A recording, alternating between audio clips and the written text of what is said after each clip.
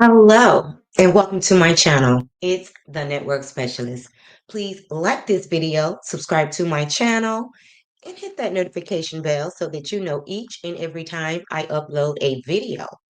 Everything I will discuss in this video is alleged and in my very own opinion, used for entertainment purposes only. Hey, Mama Bees, thank you so much for being here and letting me know you can hear me. I appreciate you so much. Okay, guys. So, as we all know, the documentary Sean Combs' The Reckoning dropped on yesterday, December the 2nd. So, after I went live yesterday, I was able to start watching the documentary. Okay. It was long and, it did have a lot of stuff. Hey, P. Brutus, thank you so much for being here.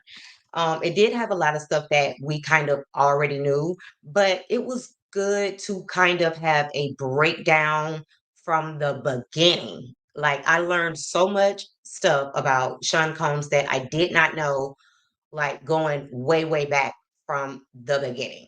Okay. And whoever was able to collect all of this information, it was genius. It was put together very well. Okay. Because again, I learned a lot of things I didn't know. It was chronicalized, or if that's how you say that word. Um, in order so you were able to follow along from the time when Diddy went to college, dropped out, wanted to be in the entertainment industry, where it all started from him having that first party where 9 people were unalived and nobody really suffered any consequences of that, which is very sad. But however, that's when he became famous. That's when so many people really found out who he was because he was able, people weren't, obviously they were, sad about the deaths, but it seemed like people were more impressed that he was able to get so that many people to attend that party. So from that point on, it was up from there. Okay. And then even finding out, we always knew that Janice was a very weird individual and her parenting was always suspect. But we were able to learn that when she was going around and she was making those stops, that she was actually hustling.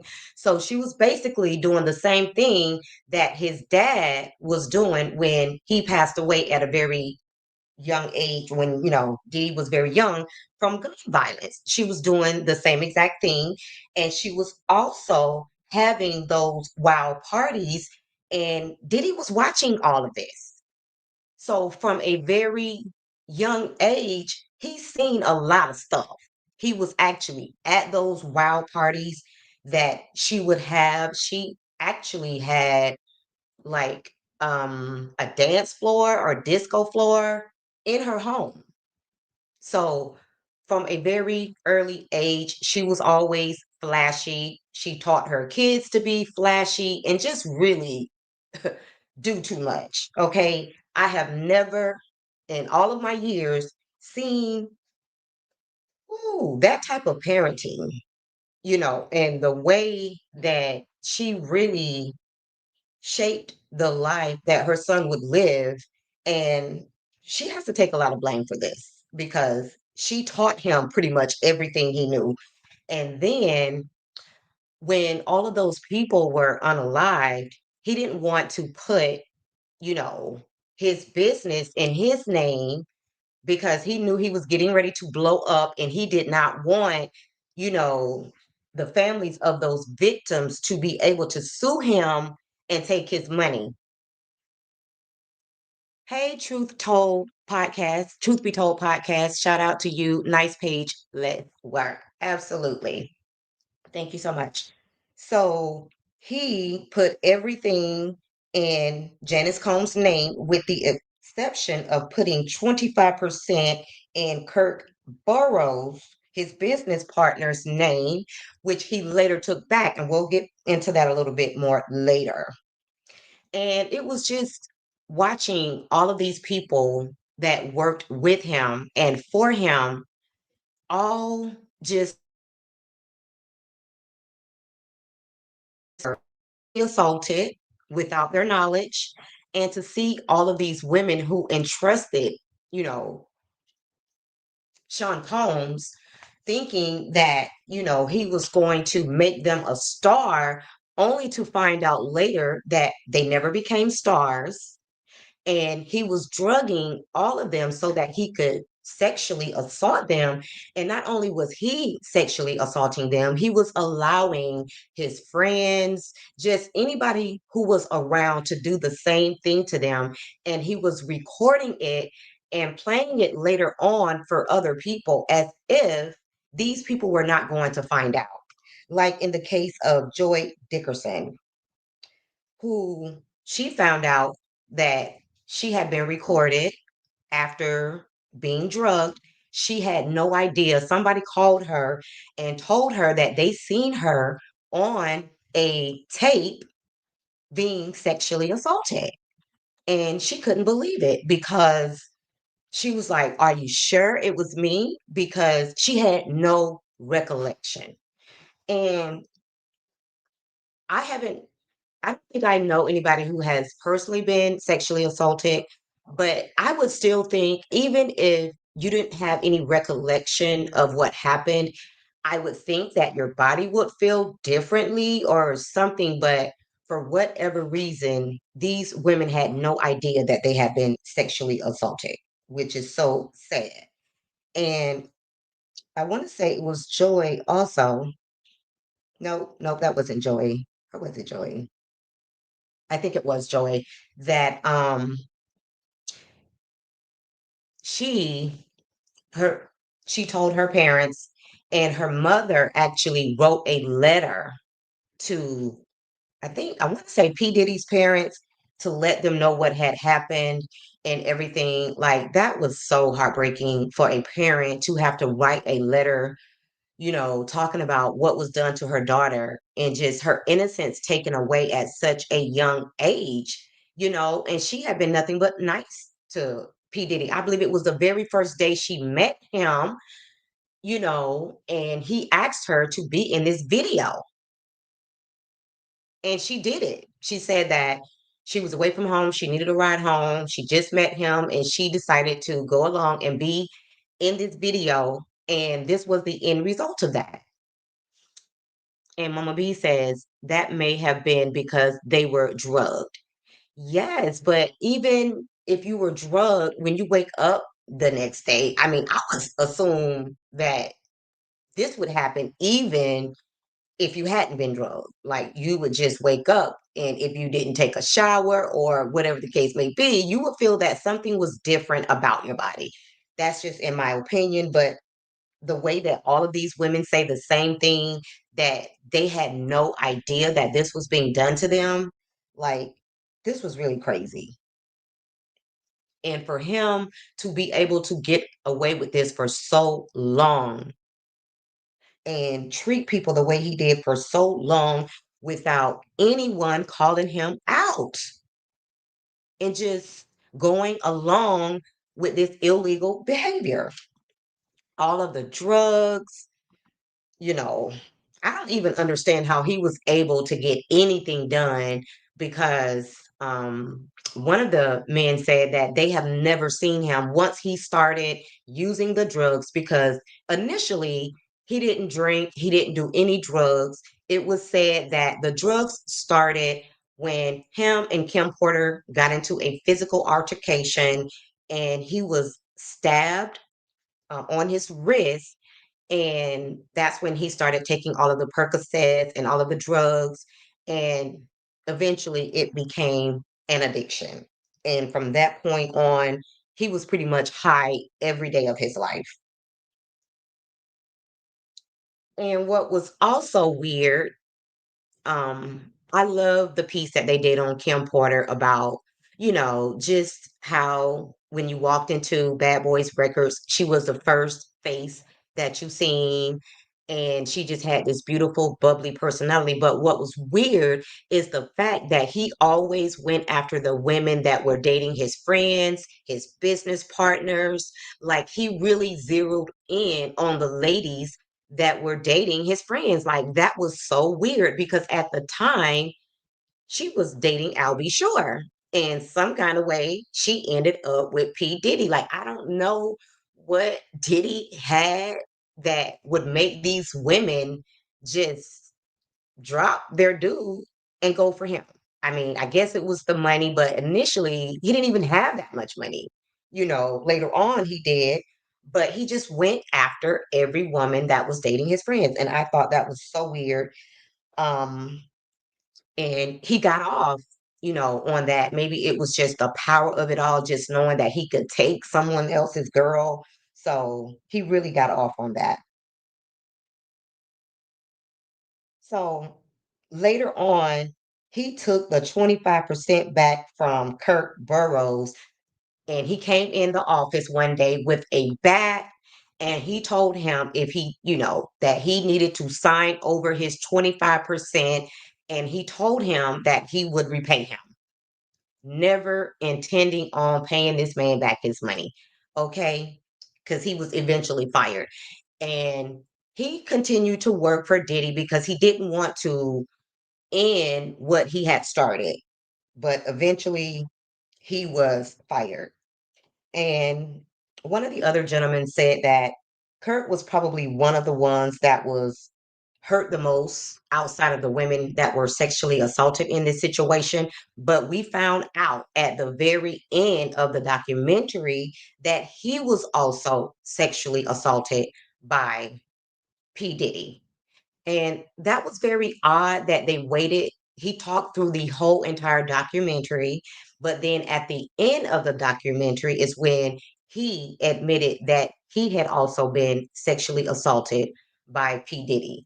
Like the amount of emotional stress that he inflicted on everybody around him, and the same parenting that he got from his mom is the same parenting that he displayed with his own kids. So, I mean, it's going to be a given that we're going to have several little P. Diddy's walking around in the world, okay?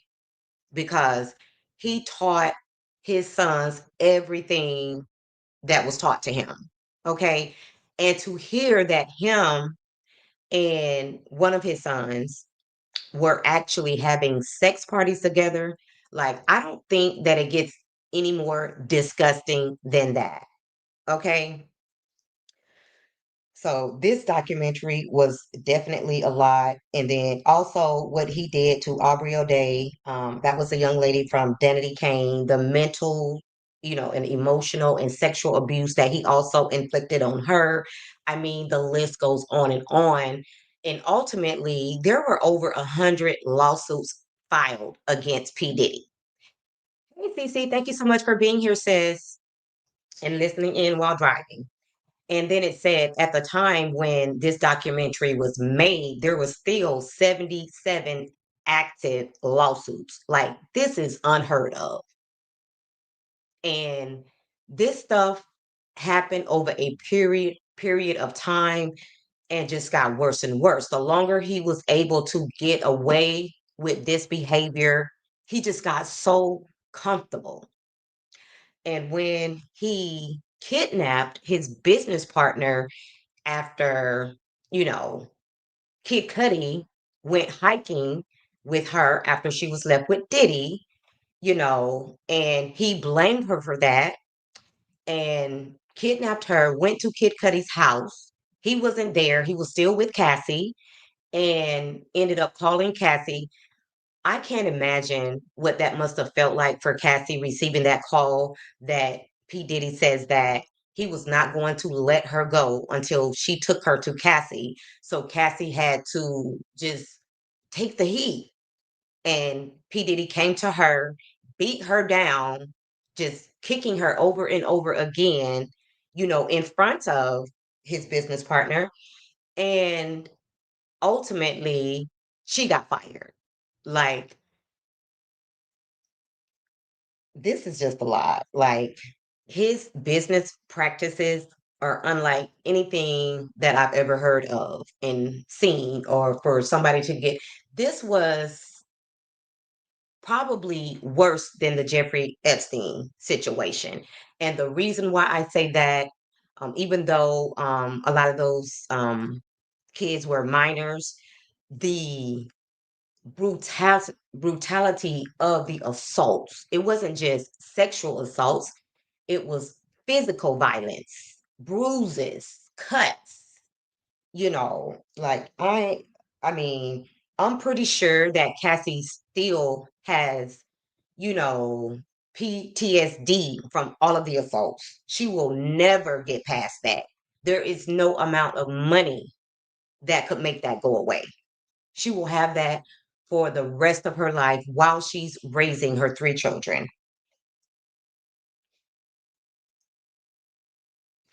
And I did see some familiar faces in the documentary. Shout out to Lauren LaRosa. She had a nice part in the documentary, as well as Tisa Tales. Tisa Tales actually got a lot of TV time. Okay. Shout out to her. I follow her. I followed her during the Diddy trial, as well as Lauren LaRosa, as well as Armand Wiggins. And I did see Wiggins. He was in the background of one of Tisa Tell's video during her TV time. So shout out to them. Um, and I did hear, guys, that there will possibly be a part two. Okay. I don't think this is going to go away. I mean, what more can be said? Like, I feel like we've heard it all. I kind of hate that they gave that one sex worker a part in this movie, because this is the one that came back with all of those crazy accusations about Cassie being pregnant from him and all of those things. So I kind of hate that he was able to, be featured in this documentary, because it's definitely a money grab from him at this point. And also saying that, he contracted sexually transmitted diseases because of these two. Okay, why didn't you come out and say this before? And let's not forget, oh my gosh, I know I'm not going to be able to remember his name. This is the guy that went crazy. And I think this is the one that went to the Trump Towers and caused a big commotion, maybe even shut up the place. I can't think of his name. He's not featured in any of this, but even what he went through, as a sex worker. And I believe that eventually Diddy did pay him off, or whatever the case may be. But that man suffered a lot, and he tried to tell us a long time ago what Diddy was up to, and some other rappers in the industry. Hey, Sharon Godball, thank you so much for being here, sis. So, guys, put a one in the chat if you have already seen the documentary. Put a two in the chat if you haven't got a chance to see it, but you plan on watching it. Cece, I believe you told me on yesterday that you don't plan on watching the documentary. I guess you're over it at this point. But again, I really do think that it's worth watching, because you're going to find out a lot of things that you didn't know, that obviously they couldn't share all of this stuff during the court trial. Okay, so Mama Bees, you haven't seen it, but you plan on watching it. Okay, it's definitely a very interesting watch. And the thing about it, which also makes me feel like, okay, Sharon Gottball said the same thing. She's definitely going to watch it. Is that it seems like, again, I told you guys yesterday that I believe that 50 Cent was brought on later, okay, because they wanted to put a big name behind this documentary so that they could air this on Netflix, okay? Netflix was not letting, the people that I believe that put this documentary together without a big name backing them. So I believe that that is why 50 Cent was brought in. And I believe this largely because Gene Deal said that 50 Cent called him and they had a conversation for about 45 minutes, and he wanted him to be in the documentary. Okay. And after meeting with the director, the lady that was featured on Good Morning America, he wasn't in the documentary. He did come back and say that he seen himself a couple of times in the background, maybe even at the party where those people were unalive. But again, he was not in the documentary. I did see that he went live yesterday saying something about he wants his cut or whatever the case. I just didn't have time to watch it, to get more info. But that was pretty much the gist of it. I will have to go back and watch that if I have time. I probably won't have the time because I do have a lot of stuff that I have to cover. I got to get to Married to Medicine. I haven't started that coverage, and for some reason, I'm not really that excited about it. But however, it is one of the shows that I cover, so I will be getting to that shortly.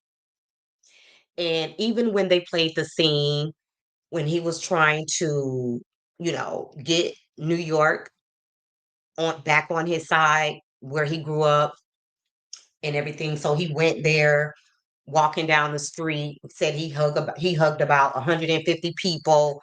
And when he got back in his car, he said he needed hand sanitizer. He said he needed to go home and take a bath and peroxide. So basically, you were just doing this because you knew you were getting ready to go to jail and you wanted these people to be on your side.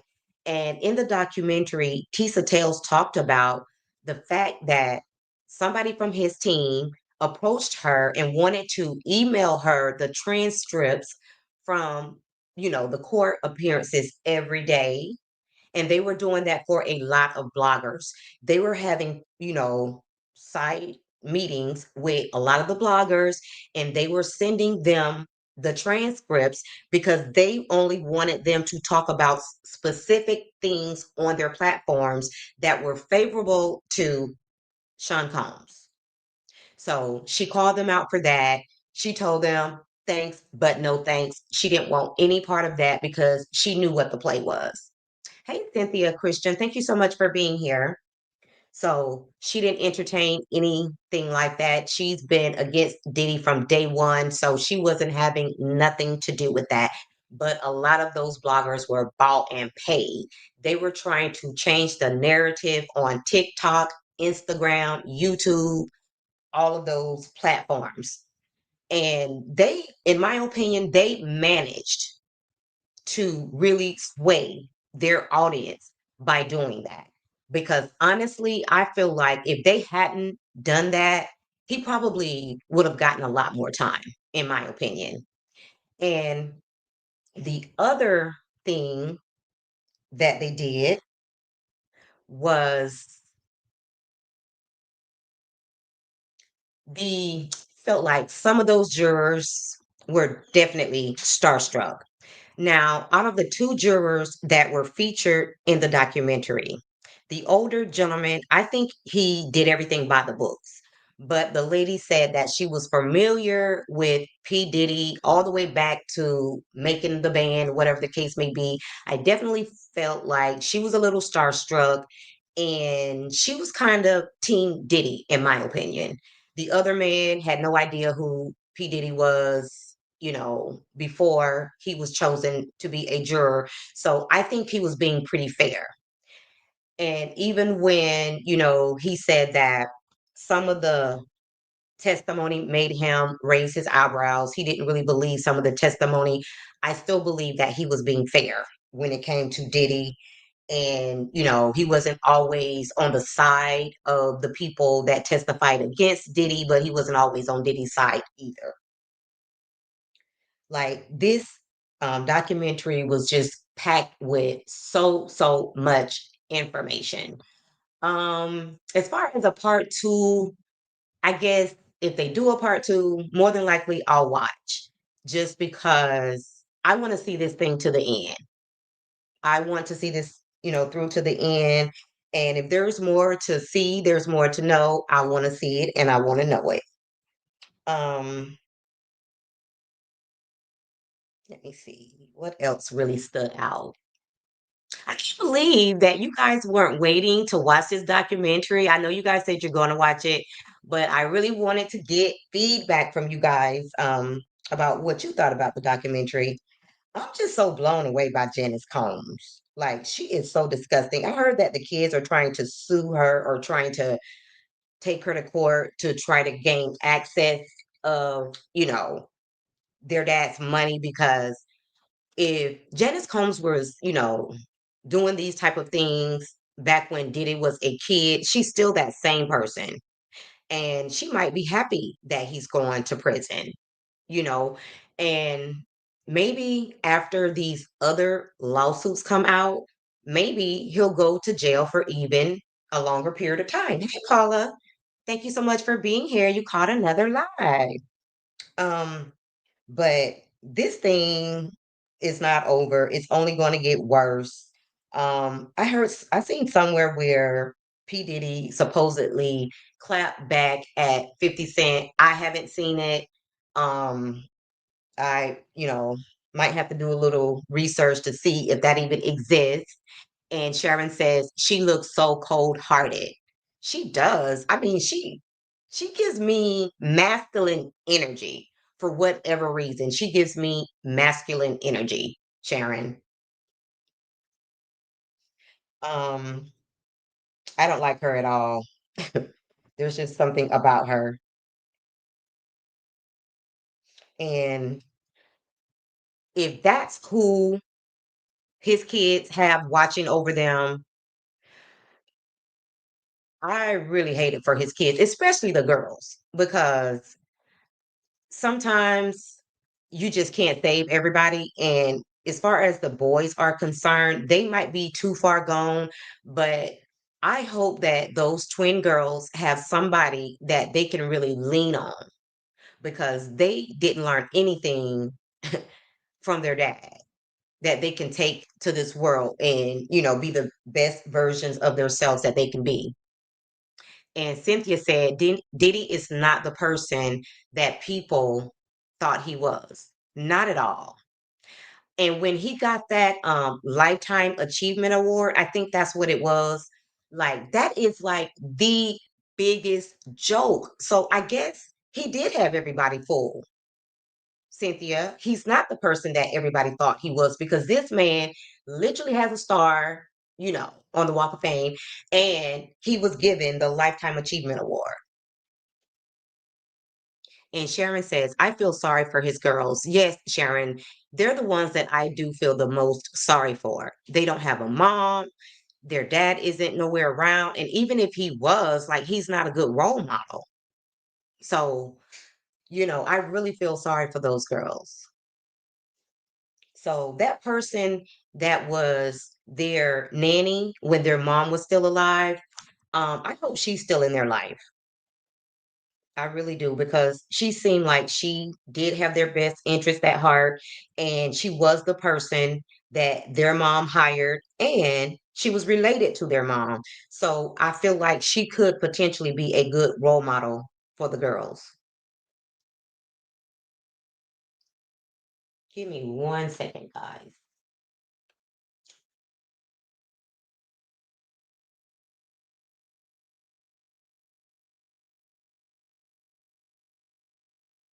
Okay. So, yeah, very sad for them. Like, Diddy spent so much money trying to make this go away. Like, he has spent his kids generational wealth on trying to get out of going to jail. And Cynthia said, I was never a fan of Diddy. Me either, child. Like, I didn't even know all this was going on, but even, I still wasn't a fan of Diddy's. Never have, you know, and never really seen what people seen in him because he really didn't have any talent.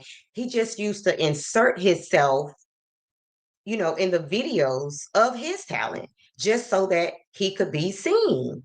Like he really wanted to be a star in the music industry, but those were not the cards that he was dealt. Yes, he was good. Well, no, I take that back. He wasn't good, with his Bad Boys record label because none of those people ever made any money. And they did say with the amount of people that Diddy had on his label, those people should have really been successful in this business. But he kept all of the money for himself. So there was no possible way. And he learned that from Andre Harrell. I believe that's his name. He took up the practices of Andre Harrell, which was he keeps all the money and the artists don't make anything. So I just don't understand how these people continue to sign with Bad Boy Records when they seen that these artists weren't making any money. Like Diddy literally sold them a dream, and none of them ever made any money. A lot of them ended up struggling, homeless, traumatized, on drugs, and just never making much of their life after, you know, being around Diddy. Um, and they all complained that they never got paid for their work. Even what was his name? Lil Rod. This man completed an entire album and was promised $250,000 initially. Then that changed to $29,000, but he never seen a penny of that money. But you know what? He was sexually assaulted. He was drugged, all of these things and never seen a dime. That's the really sad part. Not only did these people not make any money from working with Diddy, but they were all sexually assaulted and some of them physically assaulted. Make that makes sense. So you're not going to pay me, but you're going to sexually and physically assault me. Like, this is unbelievable. This is absolutely unbelievable. And Diddy is going to go down in history as an evil monster.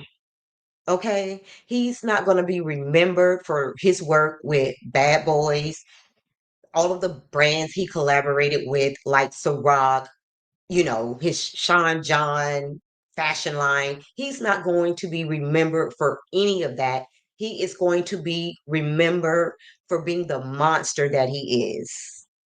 And this is the legacy and the embarrassment that his kids are going to have to face for the rest of their lives. And it's so sad. And that's not even getting into how he sent Biggie to his unaliving. And then after he sent Biggie to his unaliving, he had the nerve to come up off of Biggie's name, making this album like, you know, he was so hurt by his death, you know, and then even having Biggie's mom in the audience, knowing that he is the same monster that could have potentially took him out, allegedly. That's a sick man. That is a sick, sick man. And I bet you, knowing what she knows now, she's probably kicking herself like, how could I be fooled by this monster? How did I not know? Everybody said that he did not want to go to California. He did not want to go into the enemy territory.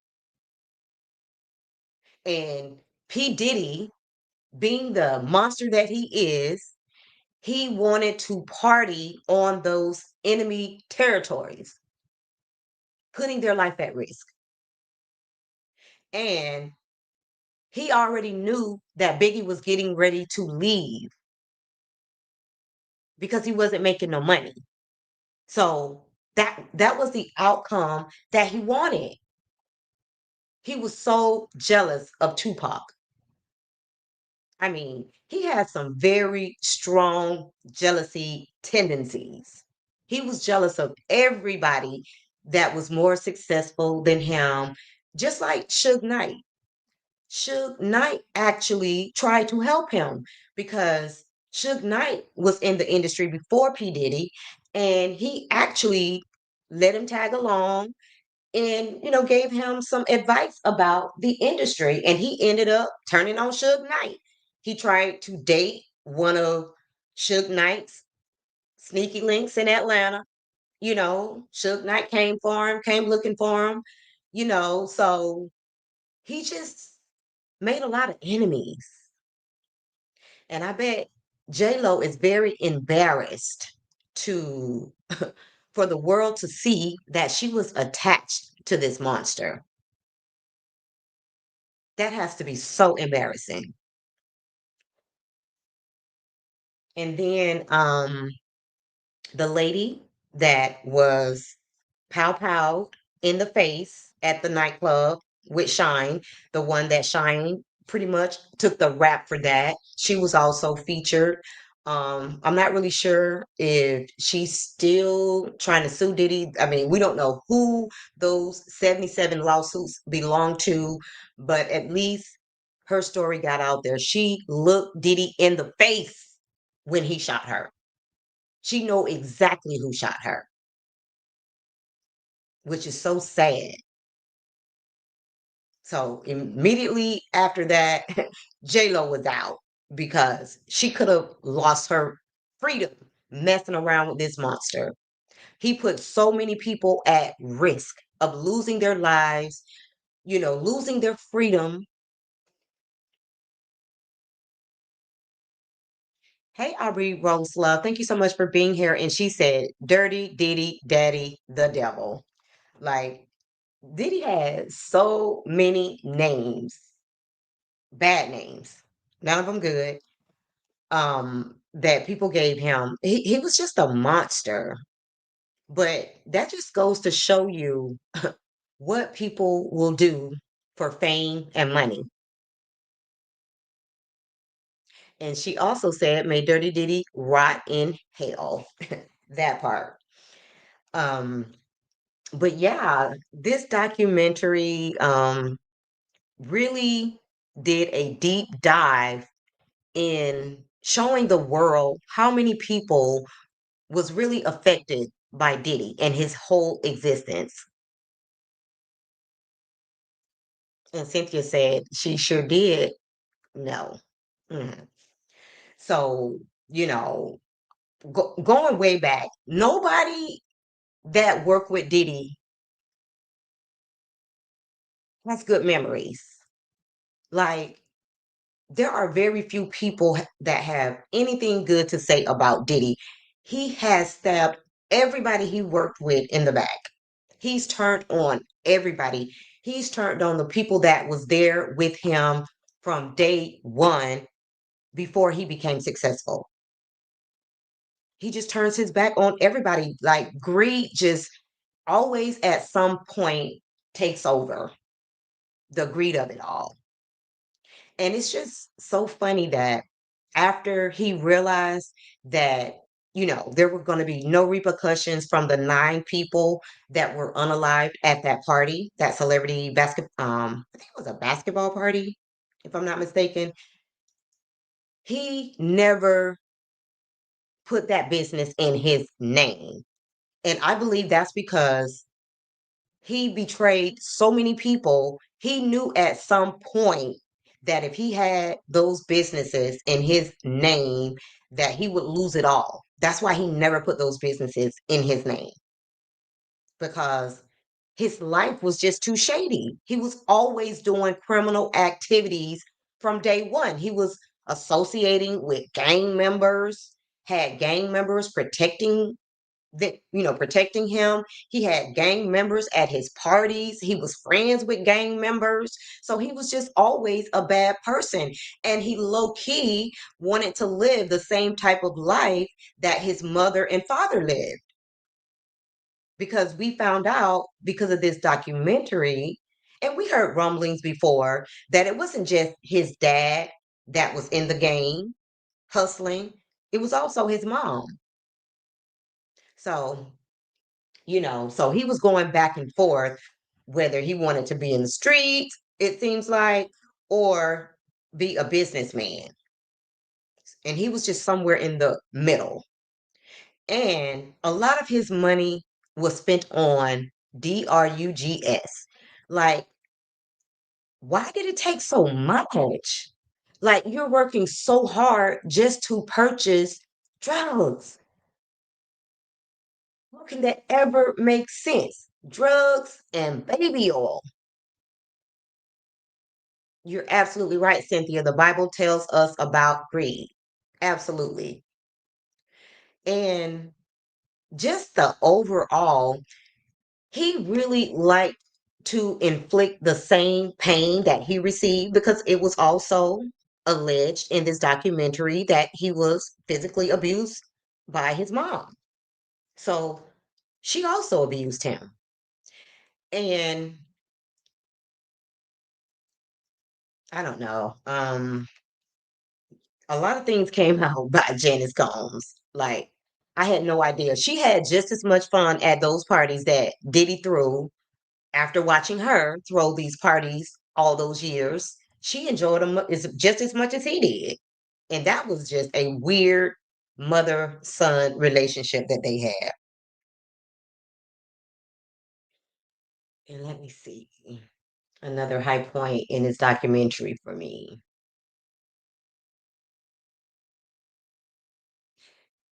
Cynthia, did you see the documentary? Paula, Audrey, did any of you ladies see the documentary?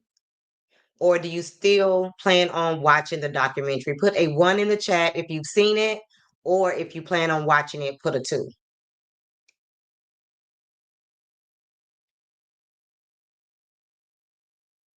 But one thing that we have learned from watching this P. Diddy situation, as well as our president, is that money can buy your freedom and money can buy you a good attorney to get you out of some shit. Okay. And that's why they feel so comfortable doing all of this illegal behavior because they just feel like they can buy their way out of it. And then Clive Davis. Oh my God. He, Diddy really didn't stand a chance. When you think about the upbringing that he had from his mom, then Andre Harrell, then Clive Davis, like he was surrounded by monsters.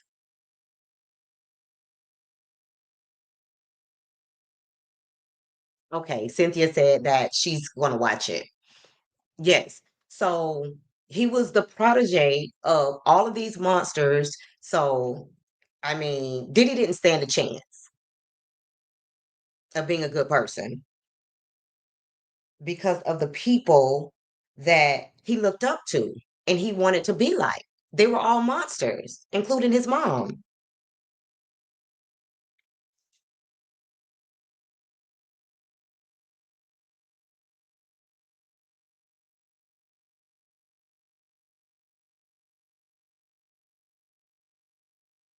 Surprised. I thought that 50 Cent would make some type of appearance in this documentary, unless I missed something. I didn't see him in the documentary at all.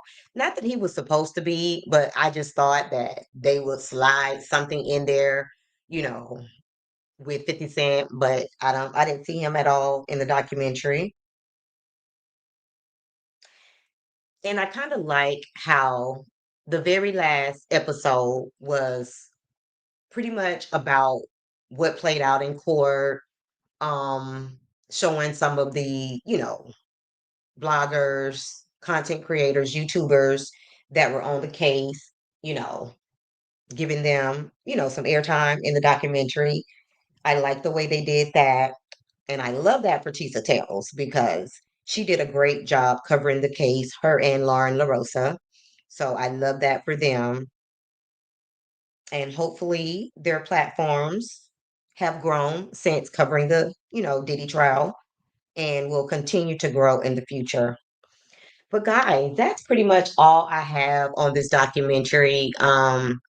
It was definitely very informative. So just like 50 Cent said, I think they did a very good job with the documentary. And I want to say that it is number one on Netflix. I would have to go back and see that, but I think when I went back to look, I believe that it was number one. And I mean, I don't see it being anything, you know, outside of that because everybody is glued to the screen when it comes to this Sean Combs case. Okay. Everybody wants to know the outcome. Everybody wants to be in the group chat when it comes to this documentary. So somebody's going to make a pretty penny off of this documentary. I don't know who it's going to be. I don't know if it's going to be that director. I don't know if it's going to be 50 Cent. I don't know if some of the other people that played a part in this documentary, if they got paid off. I'm pretty sure a few of them got paid off. Um, Probably not the bloggers. Airtime, that's enough payment because, again, their platform is probably going to grow. Um, but definitely the people that actually worked with him and had real life experiences with him, they probably got paid off for this documentary. And now that it's over, they can move forward with their lawsuits because I want Diddy to be broke.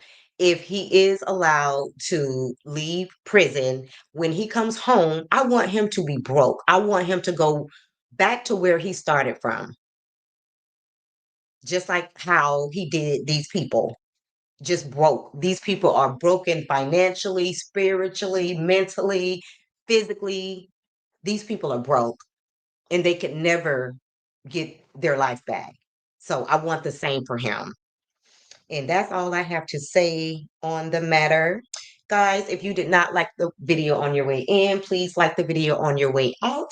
And if you just happen to be catching the replay, please like the video, subscribe to the channel, and hit that notification bell so that you know each and every time I upload a video. And not only that, drop down in the comments so that we can keep this conversation going. I know a lot of you still have to watch the documentary. A lot of you are going to be catching the replay. So let's keep this conversation going. After you watch the documentary, come back to my comments so that we can continue to talk about it. Thanks again for watching, and bye for now. Have a great day, Mama Bees. Thank you so much.